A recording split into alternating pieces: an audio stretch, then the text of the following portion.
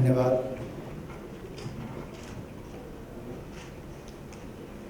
आज के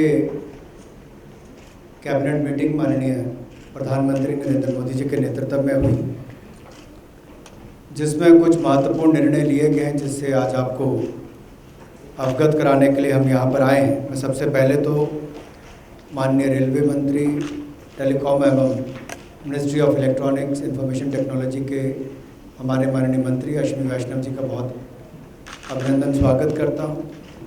मेरे सहयोगी श्री एल मुरुगन जी, जो हमारे MOS हैं फिशरीज़ भी और साथ में इंफॉर्मेशन ब्रॉडकास्टिंग के भी, अरुण गोयल जी, अंशु प्रकाश जी, उपस्थित सभी मीडिया के मित्रों। जैसा आपने देखा है, पिछले कुछ वर्षों में मेक इन इंडिया प्रोग्राम को बल देने के लिए और आत्मनिर्भर भारत के निर्माण के लिए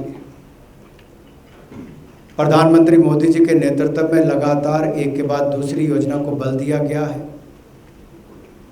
और प्रोडक्शन लिंक इंसेंटिव स्कीम्स बहुत कारगर साबित हुई हैं।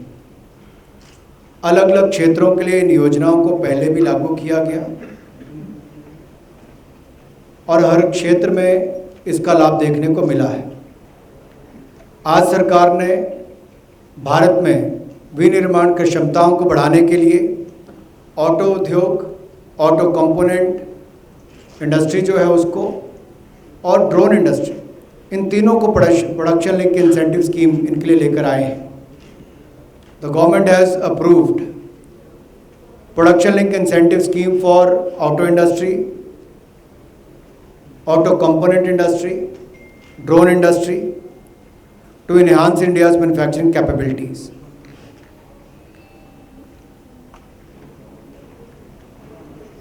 और इस योजना में कुल मिलाकर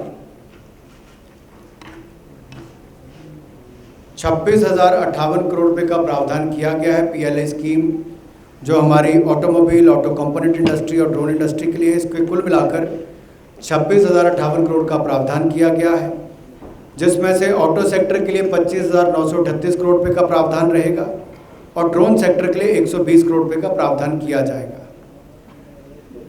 इस योजना से देश में एडवांस ऑटोमोबाइल व्हीकल्स और ऑटो कंपोनेंट्स और ड्रोन मैन्युफैक्चरिंग को काफ़ी निर्माण करने में बल मिलेगा और इन क्षेत्रों में चैंपियन इंडस्ट्रीज़ को विकसित करने का मार्ग भी प्रशस्त होगा। अनुमान है कि 5 वर्षों में लगभग 47,500 करोड़ रुपये का अतिरिक्त निवेश होगा और लगभग 7,60,000 व्यक्तियों के लिए रोजगार के अतिरिक्त अवसर मिलेंगे। इसके अलावा भी जैसा मैंने कहा कि इंसेंटिव 26,058 करोड़ रुपये के अगले 5 वर्षों तक रहेंगे। इससे जहां एक और नई इन्वेस्टमेंट आएगी, तो दूसरी और ये भी कहना चाहता हूं कि जो पहले की हमने PLI मैन्युफैक्चरिंग स्कीम्स को देखें, PLI स्कीम्स को देखें, उसमें मोबाइल फ़ोन्स पर, मेडिकल डिवाइसेस पर, API पर, इनको पहले 2020 में अनुमोदित किया गया था और उसके उपरांत 2020 के बाद 10 और चयनित सेक्टर्स के लिए PLI स्कीम्स को इन प्रिंसिपल मंजूरी दी गई थी। इनमें से 9 विस्तृत PLI स्कीम्स को अनुमोदित अब तक किया जा चुका है और 10वीं आज आप सबके सामने मैंने उसका उल्लेख किया है। अगर मैं ऑटोमोबाइल इंडस्ट्री की बात करूं, तो देश की मैन्युफैक्चरिंग GDP में इसका लगभग 35% योगदान है। ये रोजगार सृजन में अग्रणी है और अगर हम ग्लोबल ऑटोमोटिव ट्रेड की बात करें तो भारत का हिस्सा अगर वहाँ पर 2% है तो उसको भी बढ़ाने की आवश्यकता है। और जिस तरह से हम नई टेक्नोलॉजी की बात करते हैं, तो आज की मांग और भविष्य की मांग को भी पूरा किया जाए, उस दृष्टि से स्थानीय बाजार के लिए भी इसको PLI स्कीम को लाया गया है ताकि हमारी इंडस्ट्री को उससे बल मिल सके।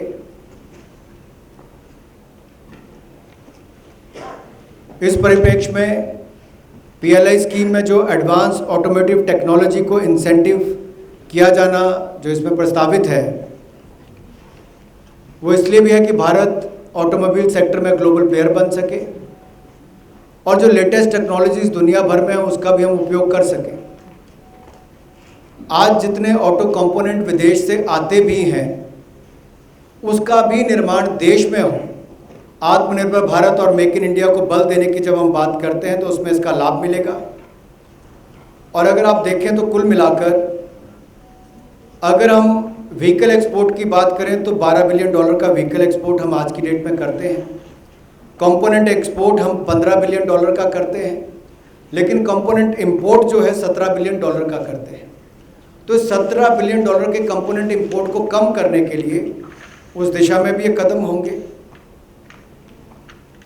और कहीं ना कहीं जब ऑटोमोबाइल इंडस्ट्री को बल मिलता है, मैन्युफैक्चरिंग यहाँ बढ़ती है, उससे जुड़े हुए बहुत सारे और क्षेत्रों को भी बल मिलता है। वर्तमान में ऑटोमोटिव कंपनियों का या इस क्षेत्र में आने वाले इन्वेस्टर्स दोनों ही इस योजना का लाभ ले सकेंगे और ऐसी ऑटोमोटिव कंपनियां ही इसका लाभ लेने की पात्र होंगी जो रेवेन्यू और इन्वेस्टमेंट की निर्धारित शर्तों को पूरा कर पाएंगी। और ये शर्तें इस तरह से हैं, चयनित चैंपियन ऑटो कंपनियों को 5 वर्ष में कम से कम 2000 करोड़ रुपए का नया पूंजी निवेश करना होगा। और जो 2 व्हीलर और 3 व्हीलर कंपनीज हैं उनके लिए लक्ष्य 1000 करोड़ रुपए का रखा गया है। ऑटो कंपोनेंट के क्षेत्र में चयनित चैंपियन कंपनियों को 5 वर्ष में 250 करोड़ तथा नए इन्वेस्टर को 500 करोड़ रुपए का नया पूंजी निवेश करना होगा। मैं एक बार इसको फिर रिपीट कर देता हूं आपके ध्यान के लिए।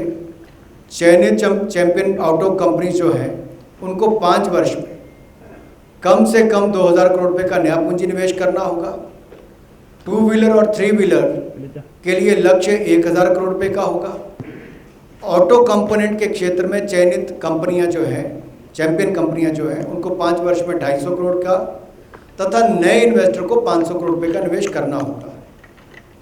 अब चयनित कंपनियों को उनके द्वारा उत्पादित प्रोडक्ट्स की बिक्री में वृद्धि की वैल्यू का एक निर्धारित प्रतिशत इंसेंटिव के रूप में दिया जाएगा और ये इंसेंटिव 5 वर्ष तक मिलेगा। ये ऑटोमोबाइल इंडस्ट्री और ऑटो कंपोनेंट इंडस्ट्री के लिए है। ड्रोन इंडस्ट्री के बारे में मैं कहूँगा, ये एक ऐसा क्षेत्र है जो अभी नया भी है लेकिन आज की मांग भी इसकी बड़ी और भविष्य की भी बड़ी है। और माननीय प्रधानमंत्री मोदी जी चाहते हैं ऑटोमोबाइल का क्षेत्र भी हो या फिर हमारा ड्रोन का क्षेत्र हो, नई टेक्नोलॉजी को लेकर हम इसमें दुनिया के मुकाबले में बराबरी पर खड़े हो। अगर आज आप देखें तो ड्रोन इंडस्ट्री की जो ओवरऑल ग्रोथ है आज के समय देखा जाए तो उसका टर्नओवर मात्र 80 करोड़ है, लेकिन इसमें जो इंसेंटिव दिया गया है वो 120 करोड़ है अगले कुछ साल। इससे 2 बातें इनके लिए एक्सेप्शनल ट्रीटमेंट यहाँ पर जो दी गई है उसमें ड्रोन के लिए जो वैल्यू एडिशन है उसको भी वैल्यू एडिशन जैसे बाकियों के लिए हम 50% पर देते हैं, यहाँ पर 40% उसको लिया गया है। इसको स्पेशल ट्रीटमेंट वहाँ पर भी दी गई है। और दूसरा जो PLI का लाभ इसको मिलेगा, इसको वैल्यू एडिशन कांस्टेंट मिलेगी। बाकियों में तो कम होती चली जाती है साल दर साल, इसमें 20% लगातार उसको 20% पर मिलेगा मैन्युफैक्चरिंग पर। तो ये उसके लिए कुछ एक्सेप्शनल ट्रीटमेंट भी करके दी गई हैं। इससे पहले कि मैं माननीय टेलीकॉम मिनिस्टर को आगे कुछ कहने के लिए कहूँ, मैं 1-2 बातों का उल्लेख आपके सामने जरूर कहूँगा, क्योंकि कई बार ये धारणा खड़ी की जाती है कि अगर ये नई स्कीम आ गई तो पिछली का क्या होगा। तो इसमें मैं आपको थोड़ा स्पष्ट कर दूं कि पहले से प्रभावी जो PLI स्कीम्स हैं, जो एडवांस केमिस्ट्री सेल के लिए जो 18,000 करोड़ रुपए की 18,100 करोड़ रुपए की जो योजना भी चल रही है वो भी, और faster adoption of manufacturing of electrical vehicles जिसको हम फेम स्कीम भी कहते हैं, जो लगभग 10,000 करोड़ रुपए की है। ये दोनों योजनाओं के साथ ये PLI स्कीम जो है ये इसके साथ उसको भी बढ़ावा देंगे, इसका इंसेंटिव का लाभ भी उनको वहाँ पर मिलता रहेगा। जहाँ से एक और पर्यावरण की दृष्टि से हमें इसका लाभ मिलने वाला है। इलेक्ट्रिकल व्हीकल्स की बात हो, हाइड्रोजन सेल्स की बात हो, ये तेज़ी से आगे बढ़ने के लिए हमें सक्षम भी बनाएगा भारत को, और साथ ही साथ हमें नई टेक्नोलॉजी, नए कंपोनेंट्स की मैन्युफैक्चरिंग और नए व्हीकल्स की मैन्युफैक्चरिंग में भी इसको लाभ देगा। ड्रोन के लिए जो PLI योजना है, वहाँ 3 वर्षों में 5,000 करोड़ से अधिक का नया निवेश आने की उम्मीद है। 1,500 करोड़ से अधिक का इंक्रीमेंटल उत्पादन ये लाएगी, ऐसा लगता है। जहाँ पर ऑटोमोबाइल इंडस्ट्री और ऑटो कंपोनेंट इंडस्ट्री की मैं बात करूँ, वो ऑटो के क्षेत्र में लगभग 5 वर्षों में 42,500 करोड़ से अधिक का नया निवेश लाएगी और 2.3 लाख करोड़ से अधिक का इंक्रीमेंटल उत्पादन होगा इसके माध्यम से। और जैसा मैंने पहले कहा कि लगभग 7,60,000 लोगों को इसके माध्यम से रोजगार के अवसर भी मिलेंगे। कौन कौन लोग इसके लिए क्वालिफाई करेंगे, उसमें ऑटो OEM जो है उसके लिए भी, ऑटो कंपोनेंट वालों के लिए भी अलग अलग आपको पहले कहा गया है कि जो ग्लोबल ग्रुप रेवेन्यू उसका 10,000 करोड़ से ज़्यादा ऑटो OEM का होगा, वो इसके लिए क्वालिफाई रेवेन्यू के रूप में करता है। ऑटो कंपोनेंट के लिए मिनिमम 500 करोड़ रुपया उसके लिए क्वालिफिकेशन के लिए होगा ग्लोबल ग्रुप रेवेन्यू। और इन्वेस्टमेंट की दृष्टि से ऑटो OEM के लिए 3,000 करोड़ रुपये का उसको रखा गया है और ऑटो कंपोनेंट के लिए 150 करोड़ रुपये का रखा गया है। इसमें अधिकतर कंपनियां क्वालिफाई कर जाती हैं, जो Tier 1 की एलिजिबल कंपनीज हैं वो इसमें क्वालिफाई कर जाएंगी। इसके अलावा भी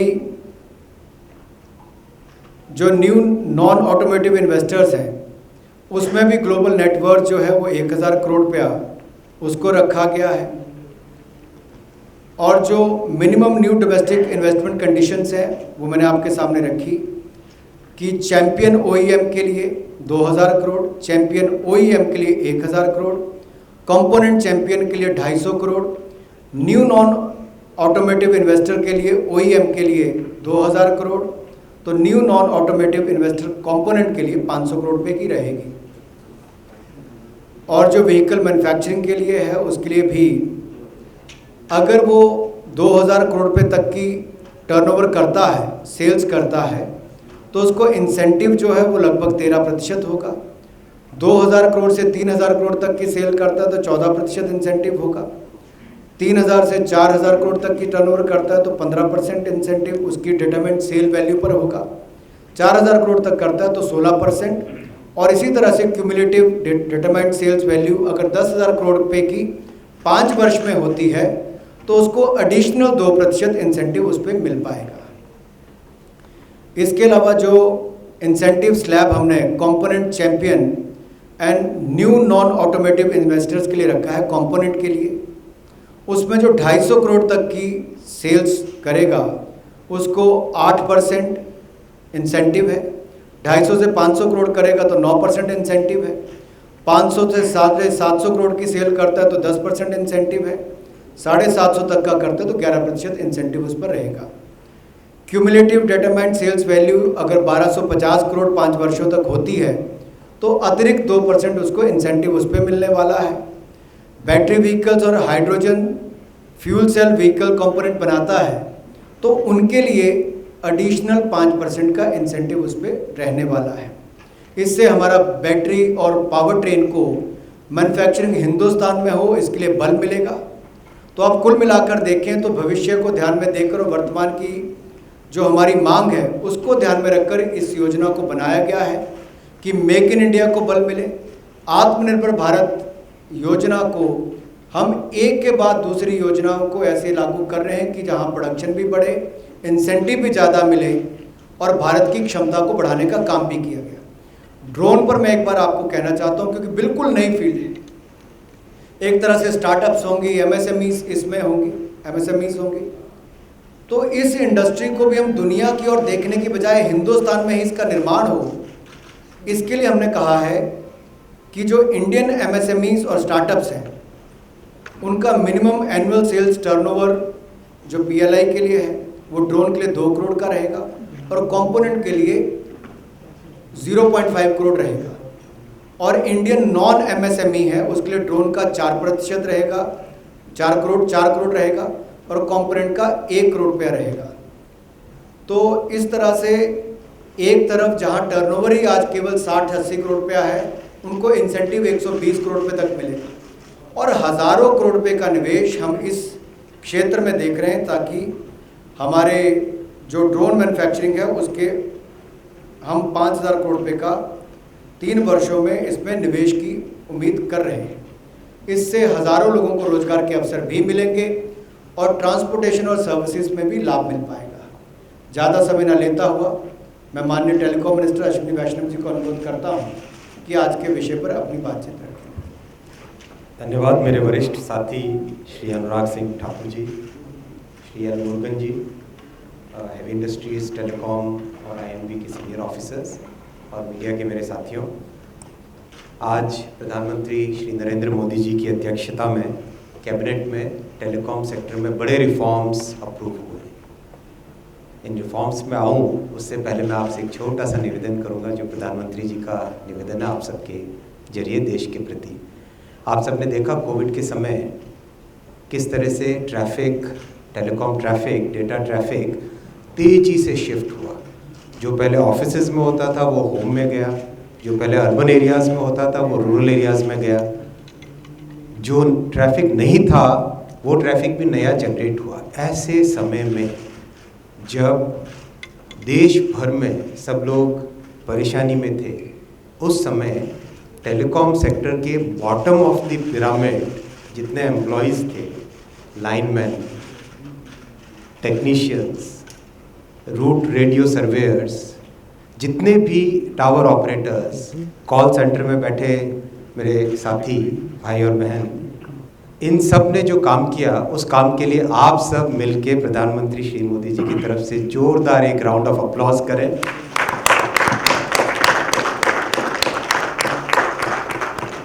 बहुत धन्यवाद। मैं आशा करता हूं कि आपका ये अप्लॉज और आपका ये अभिनंदन जो आम कार्यकर्ता हैं, आम वर्कर्स हैं टेलीकॉम सेक्टर में, उन तक पहुंचेगा। टेलीकॉम सेक्टर में आज 9 बड़े स्ट्रक्चरल रिफॉर्म्स अप्रूव हुए कैबिनेट में और 5 प्रोसेस रिफॉर्म्स अप्रूव हुए। ये रिफॉर्म्स पूरे के पूरे टेलीकॉम सेक्टर के फ्रेमवर्क को चेंज करने वाले हैं, इस इंडस्ट्री को डीपन करने वाले हैं, इस इंडस्ट्री को ब्रॉडन करने वाले हैं। नई टेक्नोलॉजी से आप सबकी लाइफ में, हम सबकी लाइफ में जो चेंज आए, एक क्वालिटेटिव चेंज आए, उस क्वालिटेटिव चेंज के लिए मैं सबसे पहले आऊँगा AGR।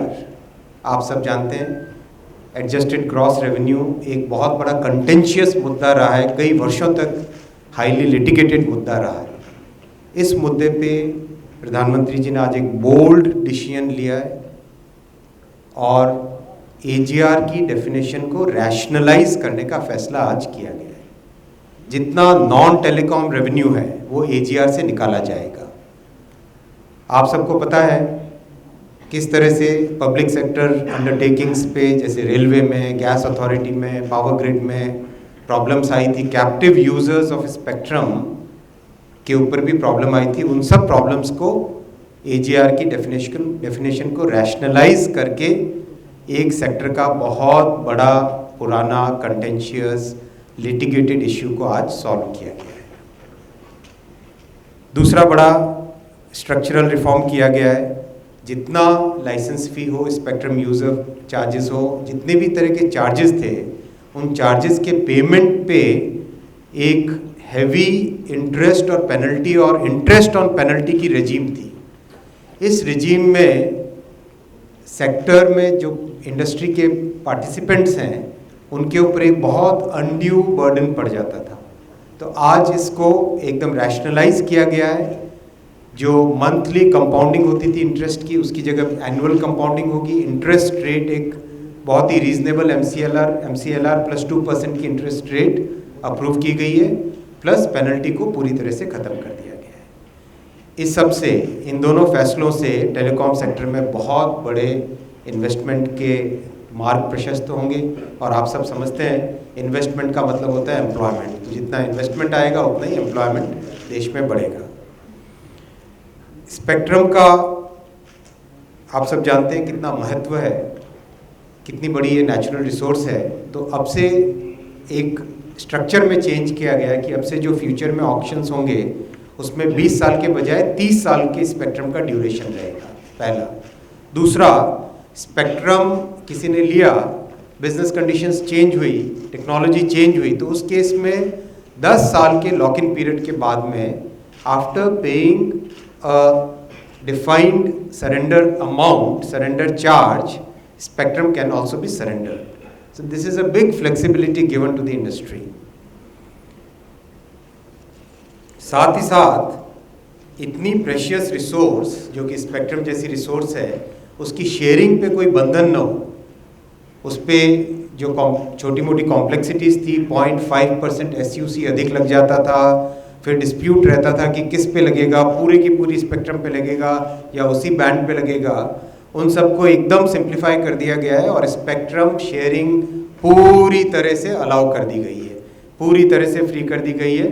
जहाँ पर भी जो भी टेलीकॉम ऑपरेटर्स को लगे कि पब्लिक को बेनिफिट मिलेगा, यूजर्स को बेनिफिट मिलेगा, कंज्यूमर्स को बेनिफिट मिलेगा, वहाँ पे वो स्पेक्ट्रम का शेयरिंग करें। स्पेक्ट्रम और टेलीकॉम सेक्टर में 100% FDI था पॉलिसी, लेकिन उसमें केवल 49% ऑटोमेटिक रूट में था। तो आज कैबिनेट ने फैसला किया है 100% FDI ऑटोमेटिक रूट में टेलीकॉम सेक्टर में अलाउ की गई है। ऑफ कोर्स जितने सेफगार्ड्स रहेंगे, जैसे प्रेस नोट 3 वगैरह, इस तरह के जितने भी सेफगार्ड्स हैं वो सेफगार्ड्स इसमें लागू रहेंगे।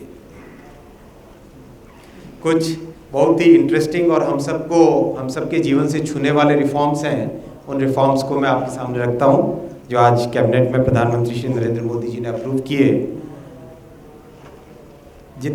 जब से टेलीकॉम सेक्टर में मोबाइल स्टार्ट हुआ, तब से हम सब ने जितने भी जब भी कनेक्शंस लिए, तो हम सब ने कोई ना कोई फॉर्म भरा था।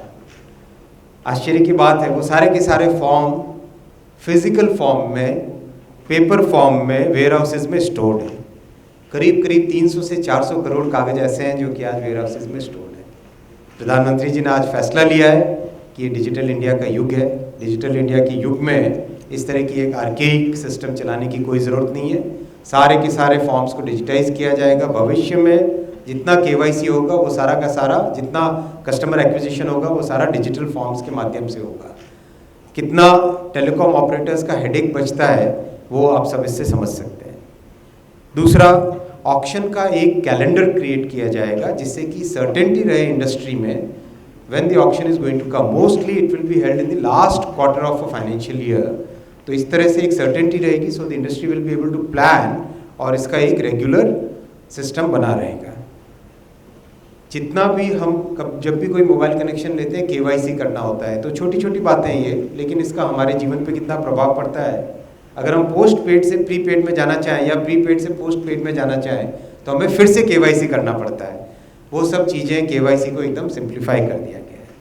इसी तरह से टावर सेटअप करना, हम सबको पता है कि टावर की ज़रूरत है, क्योंकि कनेक्टिविटी जितनी बढ़े उतना अच्छा है। टावर सेटअप करने का जो प्रोसेस होता था काफ़ी कॉम्प्लेक्स प्रोसेस होता था, उसमें कई विभागों के अप्रूवल लगते थे। उस सबको एकदम सिंप्लीफाई कर लिया गया है। सेल्फ डिक्लेरेशन के बेसिस पे टावर का अप्रूवल रहेगा और जितने भी 3 महत्वपूर्ण डिपार्टमेंट, सिविल एविएशन और JEC, इस तरह के जो पोर्टल्स हैं, उन सारे पोर्टल्स को इंटीग्रेट करके DOT के पोर्टल में जोड़ दिया जाएगा। इसी तरह से कुछ 1953 के कस्टम्स के नोटिफिकेशंस हैं, जिसके कारण इंडस्ट्री को दिन रात प्रॉब्लम्स होती थी। हर तरह की चीज़ के लिए, छोटी छोटी चीज़ के लिए लाइसेंस लेना पड़ता था। तो वो पूरा का पूरा लाइसेंस राज एकदम फिनिश कर दिया गया आज कैबिनेट मीटिंग में। प्रधानमंत्री जी ने 1953 के कस्टम्स नोटिफिकेशन को अमेंड करना आज अप्रूव किया, जिससे कि टेलीकॉम ऑपरेटर्स को इक्विपमेंट्स खरीदने में, लाने में किसी तरह की कोई दिक्कत नहीं हो।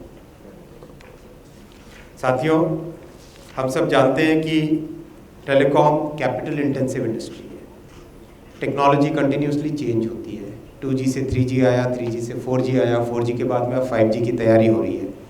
प्रधानमंत्री श्री नरेंद्र मोदी जी का विजन है और संकल्प है और हम सबको लक्ष्य दिया है, हम सबको क्लियर मैंडेट दिया है 4G और 5G का कोर नेटवर्क टेक्नोलॉजी और रेडियो एक्सेस नेटवर्क टेक्नोलॉजी, इस पूरी टेक्नोलॉजी को भारत में डिज़ाइन किया जाएगा, भारत में मैन्युफैक्चर किया जाएगा और आगामी महीनों में BSNL हो और दूसरे नेटवर्क्स हो, इन सब में भारत की टेक्नोलॉजी को डिप्लॉय किया जाएगा। और न केवल भारत में डिप्लॉय किया जाएगा, इस टेक्नोलॉजी को वर्ल्ड क्लास बना के इसको एक्सपोर्ट करें। जैसे आज हम दुनिया भर से 4G और 3G और 2G की टेक्नोलॉजी इंपोर्ट करते हैं, उसी तरह से हम भारत से उसको एक्सपोर्ट करें। वो विजन हम लोगों के सामने है, उस पर हम सब काम कर रहे हैं।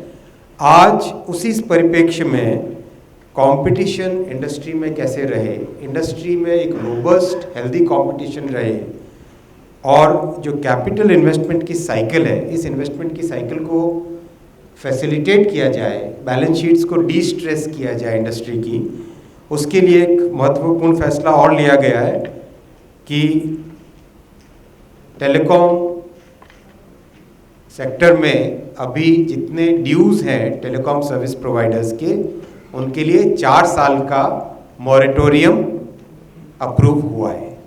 इस 4 साल के मॉरेटोरियम में एक बहुत महत्वपूर्ण बात है कि सरकार के रेवेन्यू को बचाना भी ज़रूरी है।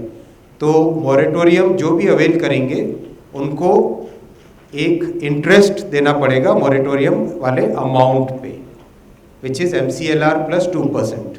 इस इंटरेस्ट के साथ मॉरेटोरियम अप्रूव हुआ है। इससे इंडस्ट्री में जो स्ट्रेस है, जो कैश फ्लो सिचुएशन का इशू है, वो इंडस्ट्री में आज ख़त्म हो जाएगा इस फैसले से। और सबसे बड़ी बात, बैंक्स की बैलेंस शीट में जो एक्सपोजर था बैंक गारंटीज़ का प्लस टेलीकॉम सेक्टर से रिलेटेड, वो एक्सपोजर सिग्निफिकेंटली रिड्यूस हो जाएगा, सिग्निफिकेंटली डिस्ट्रेस हो जाएगा। तो banking sector plus telecom sector, इन दोनों में आज एक बैलेंस शीट का इम्प्रूवमेंट आएगा, कैश फ्लो का इम्प्रूवमेंट आएगा, जो कि कैश फ्लो फिर 5G और 2G से 4G के अपग्रेडेशन के लिए डिप्लॉय किया जा सकता है। साथियों, मोदी जी की सरकार अंत्योदय की सरकार है। हमारा हमेशा एम रहता है कि जो मार्जिनलाइज्ड सेक्शंस ऑफ सोसाइटी हैं, जो वंचित क्षेत्र हैं, जो फॉरेस्टेड एरियाज़ हैं, आदिवासी बहुल क्षेत्र हैं, उन सब क्षेत्रों में किस तरह से यूनिवर्सल इंटरनेट एक्सेस रहे। हम सब जानते हैं आज टेलीकॉम सेक्टर की इतनी इम्पोर्टेंस है कि आम आदमी कई बार बोलता है कि हमें नेटवर्क ज़्यादा ज़रूरी है, बाकी कोई चीज़ की इतनी ज़रूरत नहीं जितनी नेटवर्क की ज़रूरत है, जहाँ पर भी आप फील्ड में जाएं। तो ये जो रिफॉर्म्स आज प्रधानमंत्री जी ने अपने विजन से अप्रूव किए हैं, उन सब से टेलीकॉम सेक्टर में एक रोबस्टनेस आएगी, डायनामिज्म आएगा, नया इन्वेस्टमेंट आएगा, नए इन्वेस्टमेंट के साथ में एम्प्लॉयमेंट प्रोटेक्ट होगा, और ये रिफॉर्म्स की प्रक्रिया टेलीकॉम सेक्टर के लिए आज एक मील का पत्थर साबित होगी। धन्यवाद। Thank you, sir. Thank you. Wait. We'll take questions related to cabinet decisions only. Okay, 56. Sir नमस्कार, मैं लक्ष्मण हूँ CNBC आवाज़ से। मेरा सवाल एक अश्विनी वैष्णव जी से है कि जो डिसीजन लिए गए हैं वो डिसीजन क्या रेट्रोस्पेक्टिव भी लागू होंगे, जो कई सारे मामले में पिछली तारीख से लागू होने की भी गुंजाइश बनती है, और इसका कोई फाइनेंशियल इम्प्लीकेशन आपके मंत्रालय ने तय किया है क्या? एक सवाल अनुराग सिंह ठाकुर जी से होगा कि PLI ऑटो सेक्टर के लिए सरकार ने पहले अनाउंस किया था वो करीब 56,000 करोड़ रुपए के आसपास था, अभी आपने सिर्फ 26,000 करोड़ किया है। इस घटाने के पीछे क्या मकसद है? सारे के सारे रिफॉर्म्स, सारे फाइनेंशियल डिसीजंस प्रोस्पेक्टिव इफेक्ट से, कुछ भी रेट्रोस्पेक्टिव इफेक्ट से नहीं है। हम लोगों ने बहुत ध्यान रखा है कि सुप्रीम कोर्ट के जजमेंट्स हो, लीगल पॉइंट्स हो, गवर्नमेंट के रेवेन्यू को प्रोटेक्शन का हो, इन सारी चीज़ों को बैलेंस करके एक रिफॉर्म लाएं, जिससे कि इंडस्ट्री की नीड्स भी पूरी हो और गवर्नमेंट के जो कंस्ट्रेंट्स हैं वो भी पूरे हो और रेवेन्यू पूरी तरह से प्रोटेक्ट होकर रहे। एक लक्ष्मण जी ने जो पूछा, मैं उसमें कहूँगा पहली बात तो ये हम लीप फ्रॉग कर रहे हैं टेक्नोलॉजिकली भी, एनवायरमेंटली क्लीनर और इलेक्ट्रिकल व्हीकल्स की बात हो, हाइड्रोजन सेल फ्यूल की बात हो, फ्यूल सेल की बात हो, और साथ ही साथ जो हम अपने एडवांस ऑटोमेटिव टेक्नोलॉजीज़ जो इंपोर्ट भी करते हैं वो ग्लोबल सप्लाई चेन का हम एक्सपोर्ट में भी हिस्सा बने और अपनी स्थानीय रिक्वायरमेंट को भी पूरा कर सकें, उसको बल देने के लिए किया है।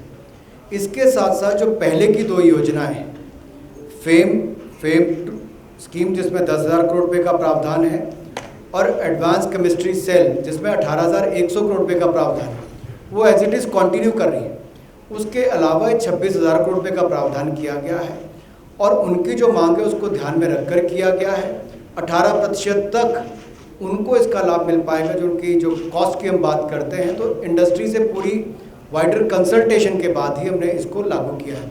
इसमें कुछ और ऐड अगर गोयल जी करना चाहते हैं मैं अनुरोध करता हूँ कि कुछ करें। जो पॉइंट था कॉस्ट, मोरेटोरियम की कॉस्ट नहीं है गवर्नमेंट को because it is NPV protected.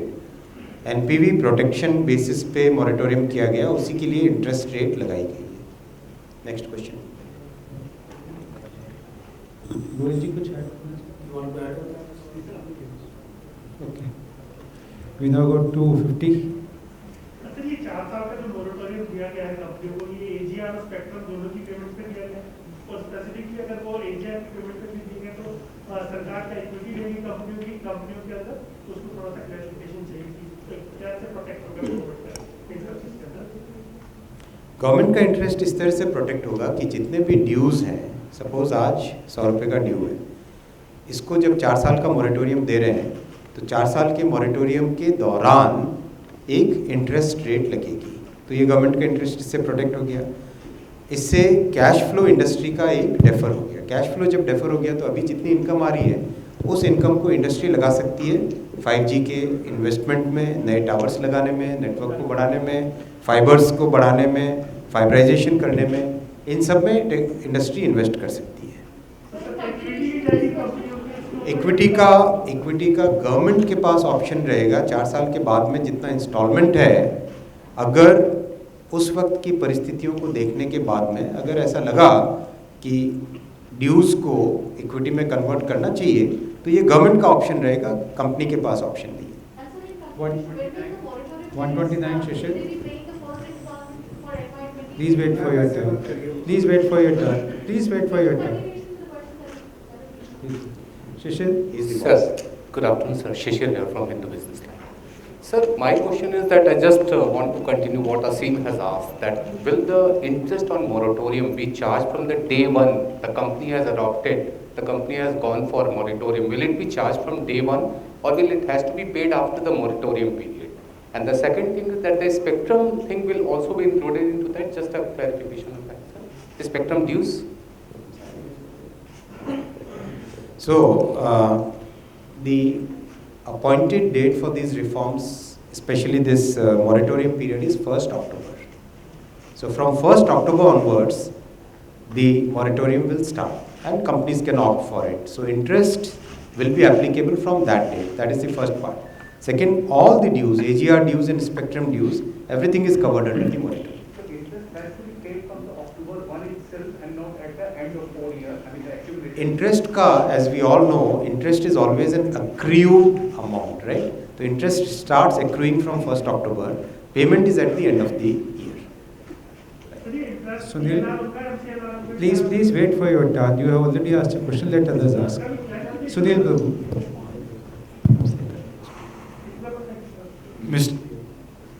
So just Sunil Prabhu, sir. Just 2-3 clarifications. One, of course, is on this 100% automatic route. Earlier it was 49.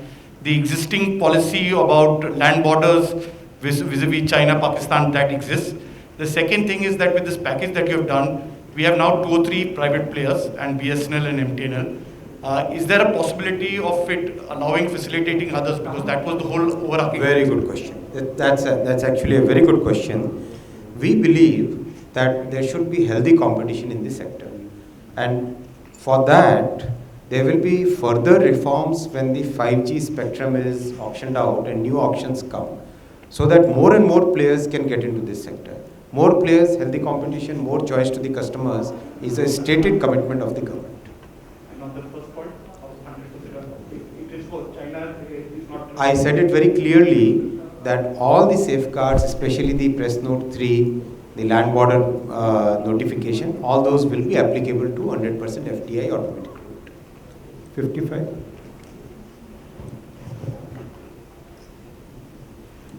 SM Asif, इन दिनों से हमारा सवाल ये है कि आपने कहा कि ड्रोन इंडस्ट्री और स्कूटर इंडस्ट्री, इन दोनों में क्या एफडीआई अलाउ है या नहीं है? और दूसरा मेरा सवाल है कि ये कितना एम्प्लॉयमेंट, आपसे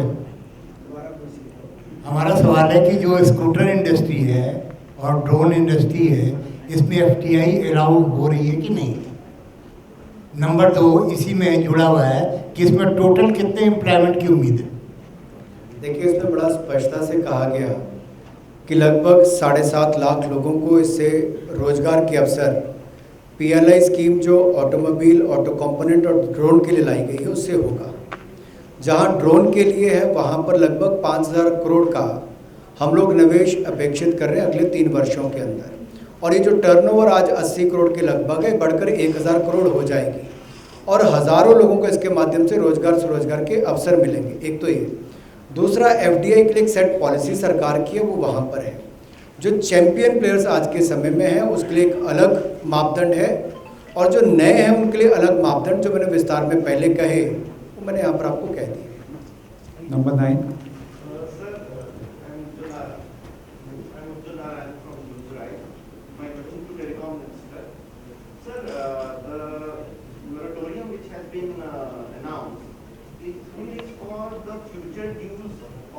The dues which is already there, the case, there is a Supreme Court order in that. So now cabinet has taken a decision.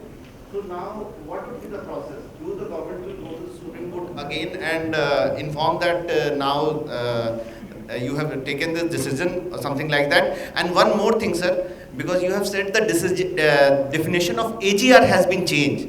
So that decision will also imply on the Supreme Court order, the amount accrued due to Supreme Court order or not?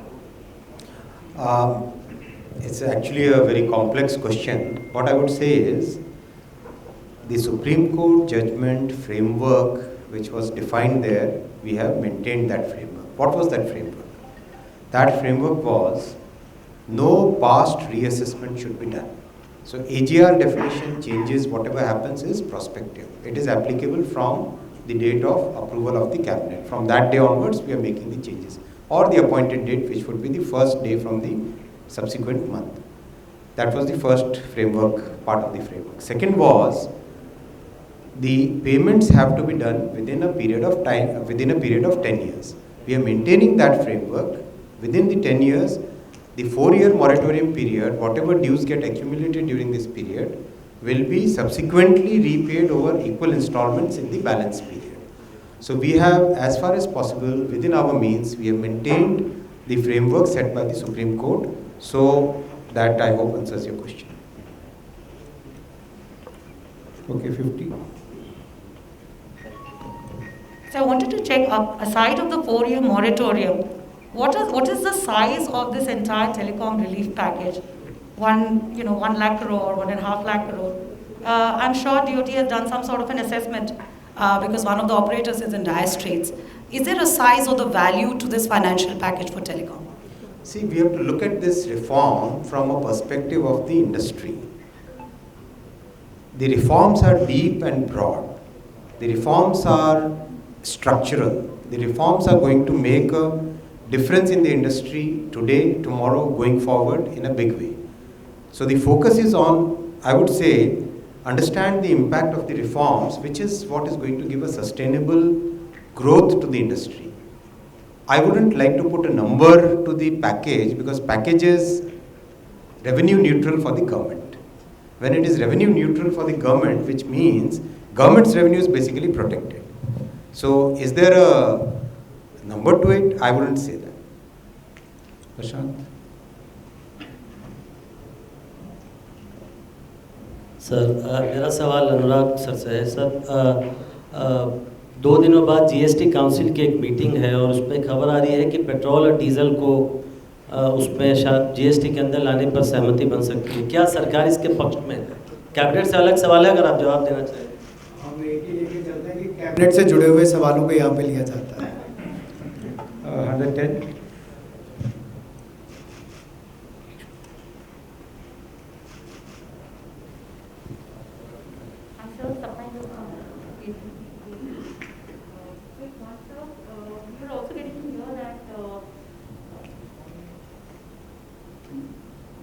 Maybe for a few seconds, if you could remove your mask and ask the question.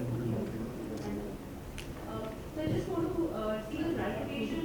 Hasn't Apple also cleared the quote-unquote bad bank proposal, the government guarantees for the NARCL?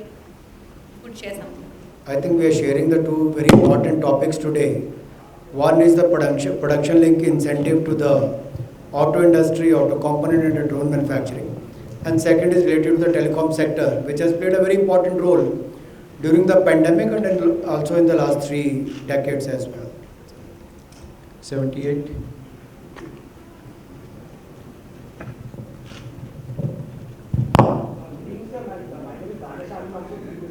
My question is to the telecom minister. Sir, industry में एक duopoly का एक square आया हुआ है कि जो industry का फाइनेंशियल कंडीशन है वो डुओपली बन सकती है, आगे जाकर सिर्फ 2 कंपनीज ही रह सकती हैं। तो जो आज टेलीकॉम के रिफॉर्म्स जो अनाउंस हुए हैं, आपको लगता है कि इससे डुओपली अवॉइड हो पाएगी? टेलीकॉम सेक्टर में कंपटीशन रहना बहुत ही ज़रूरी है और हेल्दी कंपटीशन रहे, कस्टमर्स के पास, कंज्यूमर्स के पास एक चॉइस रहे, एक आम नागरिक के पास ये चॉइस रहे कि वो कौन सी सर्विस प्रेफर करे, ये ऑप्शन, ये राइट आप सबका रहे। इसीलिए ये सारे इतने रिफॉर्म्स लाए गए। मुझे लगता है कि इन रिफॉर्म्स से कंपटीशन हेल्दी रहेगा और आशा है भविष्य में और ज़्यादा प्लेयर्स आएंगे इसमें। नंबर 62। सर, मैं आमिर न्यूज़ नेशन से। एक सवाल है टेलीकॉम मिनिस्टर साहब से कि 4 साल का मॉनिटोरियम आपने दिया है और कंपनियों को राहत एक तरह से मिली है। क्या आपको लगता है कि जो कंपनी फेल होती है आपके एक्सपेक्टेशंस पे, क्या उस पर पेनल्टी आप लगाएंगे या फिर क्या उस सिचुएशन में होगा? बहुत इम्पॉर्टेंट पॉइंट है जो कि आपने सबने नोटिस किया होगा कि इस मॉरेटोरियम में गवर्नमेंट के रेवेन्यूज़ पे कोई इम्पैक्ट नहीं आने दिया है। कैसे? कि मॉरेटोरियम के पीरियड के लिए भी एक इंटरेस्ट रेट अप्लाई की गई है। तो क्वालिटेटिव जजमेंट कि कौन इंडस्ट्री, कौन कंपनी बहुत मजबूत है, कौन कंपनी कमज़ोर है, वो गवर्नमेंट का काम नहीं है, वो मार्केट का काम है, मार्केट फोर्सेस का काम है। आप सब, हम सब जो टेलीकॉम सर्विसेज यूज़ करते हैं, हम डिफाइन करेंगे कि कौन सक्सेसफुल रहेगा, कौन फेलियर रहेगा, गवर्नमेंट का काम होगा। Okay, we take this question 9। आपने सिर्फ कुछ स्पेसिफिक कंपनियों के लिए किया है, क्योंकि कई सारी कंपनियां पहले भी इस सेक्टर के अंदर बैंकरप्ट हुई हैं, आईबीसी के अंदर गई हैं, तो ये कुछ स्पेसिफिक कंपनियों के लिए आपने ये किया है यहाँ पर? मैं एकदम क्लियर करना चाहता हूँ कि कंप्लीट रिफॉर्म पैकेज पूरी की पूरी इंडस्ट्री के लिए समान रूप से एप्लीकेबल है। एकदम क्लियर कर देना चाहता हूँ कि जो भी मॉरेटोरियम का और रिफॉर्म्स का आज अप्रूवल्स हुए, that is applicable to the entire industry. जो कंपनीज किसी लीगल प्रोसेस में, एनसीएलटी के कोर्ट में, आईबीसी के प्रोसेस में जा चुकी हैं, उसका एक अलग कॉम्प्लिकेशन है। वो नेचुरली रिफॉर्म का इंडस्ट्री वाइड एप्लीकेशन है, वो तो सभी को रहेगा, लेकिन उनके लिए किस तरह से एप्लीकेबिलिटी होगी वो डिपेंड करेगा एनसीएलटी के कोर्ट्स कैसे डिसाइड करते हैं। नंबर 54। सर, ये जो मोरेटोरियम की घोषणा आपने की है, उससे कितना कैश फ्लो बढ़ेगा? आप कह रहे हैं कि 5G पे और नेटवर्क पे इन्वेस्टमेंट का कैश फ्लो बढ़ेगा, तो कितना कैश फ्लो बढ़ेगा और क्या इससे जो है वोडाफोन आइडिया को बचाया जा सकेगा? देखो, किसी भी कंपनी के बैलेंस शीट में घुसना है तो आपको उसके चार्टर्ड अकाउंटेंट से पूछना पड़ेगा। लेकिन कैश फ्लो कितना बढ़ेगा सर, जिससे कि बहुत सिग्निफिकेंट इम्प्रूवमेंट होगा जिससे कि 5G का इन्वेस्टमेंट किया जा सकता है। ये असेसमेंट किया गया है, थॉरोली किया गया है। It's a very well considered, thought through formulation. It's not something which is random. और इसमें पूरी आशा है कि इसके कारण 5G का इन्वेस्टमेंट पॉसिबल होगा। To the Honorable Minister for Information Broadcasting, I have received a request from the media to speak about the PMI scheme in English also, sir.